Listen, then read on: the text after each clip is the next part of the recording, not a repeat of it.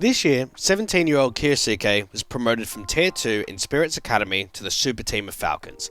Every now and then this happens. A rookie breaks through in an incredible manner and becomes one of the best out of nowhere. We've seen it time and time again with coldzera, Zaiwu, m0NESY and Donk. Now, we were all convinced that Kyosuke is the next in line, that he would dominate right from the get-go, push his team to championships and become Rookie of the Year. But we all know that didn't quite happen. Were we tunnel-visioned, hungry for Donk 2.0, another rifler that would overshadow the impact of even the best of AWPers? Yes.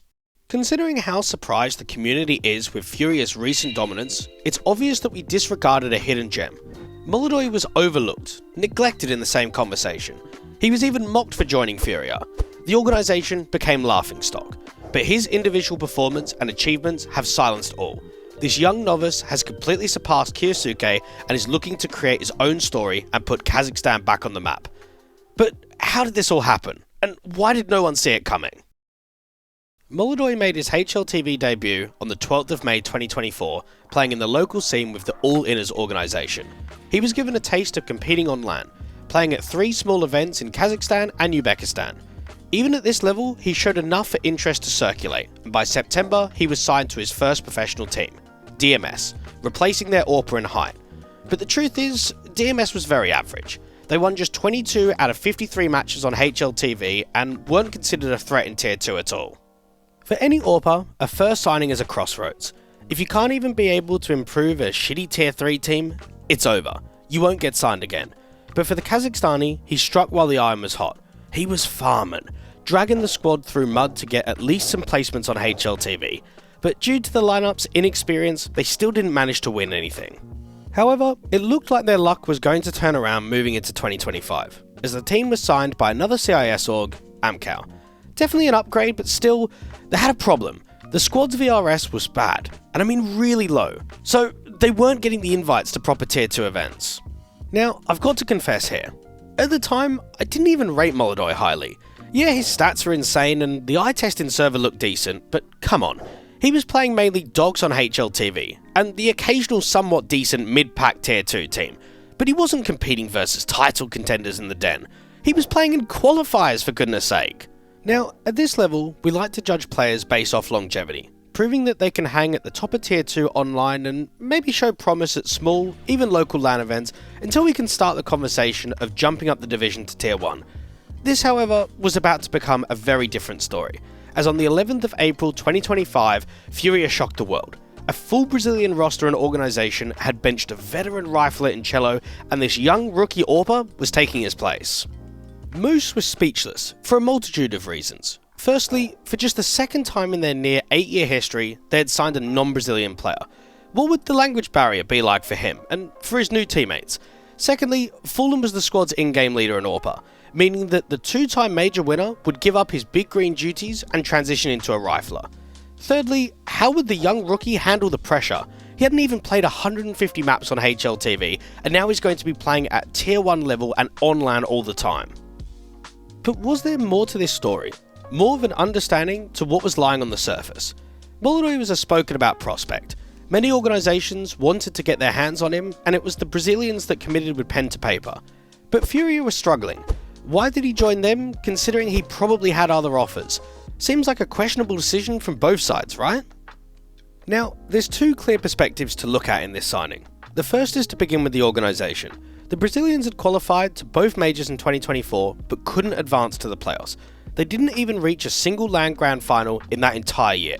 Their last trophy was Alyssa Masters Espo in late 2023, and that was so long ago that even Art was still on the team. Something needed to change. This run of poor form couldn't continue if they wanted to make a statement at the first major of 2025, Blast Austin. For Molodoy, accepting an offer like this makes a lot of sense. You get fast-tracked to Tier 1, play alongside a really experienced rifle duo in Yuri and Queserado, get IGL'd by one of the most decorated captains in CS history, and of course, you'd have to expect that he knew your Kindar was coming too. So you've got a teammate that you can talk in Russian to outside of the server, and don't feel like you are the odd one out with all of the Brazilians. The debut event for the new-looking roster was in Molodoy's home country, Kazakhstan, for PGO Astana. You almost couldn't write it. Imagine your first ever Tier 1 event being in your own country. What an honour that really is. The youngster played alright in the group stage. He wasn't poor, but he also didn't show the world his true potential. The playoffs would become his first true test. Would he withstand the pressure of the crowd? He certainly had their support, but for some, this might just add to the pressure. The first match was a national derby versus MIBR in the quarterfinals, and with the local crowd roaring behind him, the youngster unlocked his best performance of the entire tournament. Most rookies struggle against the pressure of playing in an arena at the Tier 1 level, but this was the opposite. Class and quality was demonstrated. The unit's run was eventually ended by elite teams in Spirit and Aurora, but their overall performance was nothing to be ashamed of. However, the next event was underwhelming, so the community didn't know what to think. But there was one test still yet to arise, the Major in America. By the way, a full team of people worked on this video. If you'd like to help us make more content like this, check out today's sponsor, Skins Monkey. If you are getting tired of your skins, Skins Monkey is here to save the day with their trusted, fully automated platform. Just look how easy it is to trade your old skins for fresh ones. You'll have a brand new look in minutes. When you use code DWEG, you will get up to $5 in free credit as a welcome bonus on your first trade. The more you trade, the larger the bonus. If you are looking to just purchase skins rather than trade them, you are free to do that too. With code DWEG, Skins Monkey gives you a 35% deposit bonus. You can even get skins completely for free by completing fun tasks or by entering daily, weekly and monthly giveaways. To top it all off, they also have 24/7 live support ready to help you out with anything. Want to try? Check out Skins Monkey by clicking in the link in the description of this video. It really is the best way to support the channel. Thank you. Now, let's get back to the video. There are hundreds of long-standing Tier 2 players that have grinded for years and years and haven't ever played at a Valve Major. But yet in his third ever event with FURIA, he's there and soaking up the experience. His opening match couldn't have gone any better either. He absolutely fried Lin Vision. It doesn't matter who your opponent is. Destroying anyone in the opening match of a major is going to give you a lot of confidence. And this only continued as they breezed through both of the next stages straight to the playoffs. The young Orpa was a top performer against the Mongols and Aurora, and people finally started taking notice. I was maybe looking at Molodoy as being, sure he had like a couple of good events, but now I'm in a state where I actually feel like he's probably the best player they have inside FURIA. The draw was even amazing for the Brazilians in the quarterfinals. They had to only face pain. And I say only face as FURIA were the heavy favourites against the young and inexperienced PatrikZero and co roster. For Molodoy, heartbreak struck, as this was one of his worst matches in the entire major. He played well in map 1, but was terrible on map 2 and average on map 3, where pain took the win away from them. But let's give the young fella a pass here. He just joined a brand new roster and he's playing in a major quarter-final. He's had absolutely no experience to prepare him for this moment. For the team overall, it was a total roller coaster for them after the major. They went out in groups at Fisher Playgrounds, made the playoffs in IM Cologne, and put up an underwhelming performance at the following Blast events, especially the Kazakhstanis' individual showing in the British Arena vs G2. So maybe that's just it. They had a honeymoon phase for a short while and it's only going to continue downhill from here. Right? No. All of this was just the beginning. The next event, Fisher Playground 2, Molodoy suddenly goes Super Saiyan. They roll through the Swiss stage and then he shows up on every match of the playoffs. And my goodness, the performance in the grand final, dropping almost 100 kills versus the Mongols, earns him the event's MVP. In April, FURIA made drastic roster changes, adjusting the entire dynamic of the roster, and just 5 months later, they won a trophy against an elite Tier 1 side. The Brazilians have gone from being an average Tier 1 squad to adding international pieces and challenging Vitality for the #1 team in the world. Since Fisher Playground, Fallen & Co have won 3 more LAN events, beating Na'Vi, Vitality and Falcons in 3 back-to-back LAN Grand Finals.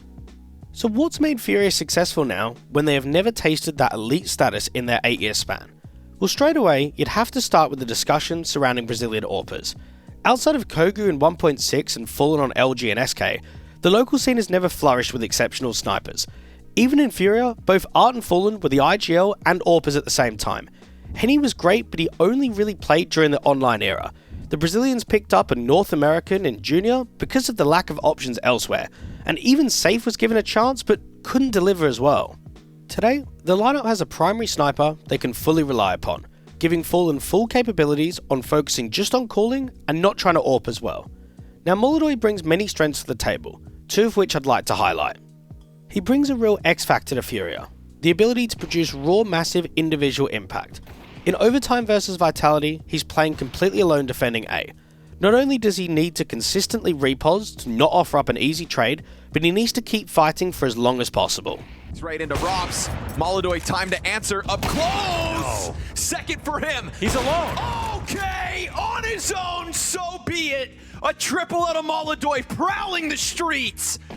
What a nuisance for Vitality! Fallen gives a lot of freedom for his AWPer to create plays, as seen in round 22 versus the Mongols. The Ts haven't been smoking con when FURIA HE the door, so instantly from spawn, they boost up the AWP to work an opening pick. He then immediately rotates to long to set a crossfire up with Ykinda. Molodoy knows that because his teammate is aggressive in the bathrooms, he can't afford to get one kill and fall back to site. He needs to keep peeking, and it's a joy to watch. The corner, Molodoy with a blinder, and that's why they give him the AWP. It's all Molodoy! Ykinda says, Molodoy, come get it. This is your moment to remember. The very next round may be one of the best AWP clutches I've seen this entire year. Tenno is just trying to bait the young man, and instead gets deleted.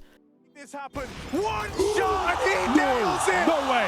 So close. He had to be that quick. The pressure to deliver on LAN and in front of crowds just doesn't seem to affect him at all. And his next strength is actually more controlled, more repeatable, and that is his style of aggressive AWPing. The best way to demonstrate this is to look at 3 rounds of Dust 2 against different competition. First we have versus Lin Vision. Molodoy pushes top mid, while Ykinda holds his lower tunnels. Against Pain, FURIA do the same, but in reverse. And finally versus FlyQuest, it's similar to the first example. Ykinda is holding lower, while the AWP is holding mid aggressively, but from more of a defensive position, allowing him to take a shot, fall back, flash, and peek again. They can rely on him scoring smart opening kills and not over-aggressing further, maintaining the advantage. Often the inability to pull back can be a major weakness of mechanically talented AWPers, like we might have seen in Woxic in the past for example. It's incredible to see a mature playstyle from such an inexperienced player.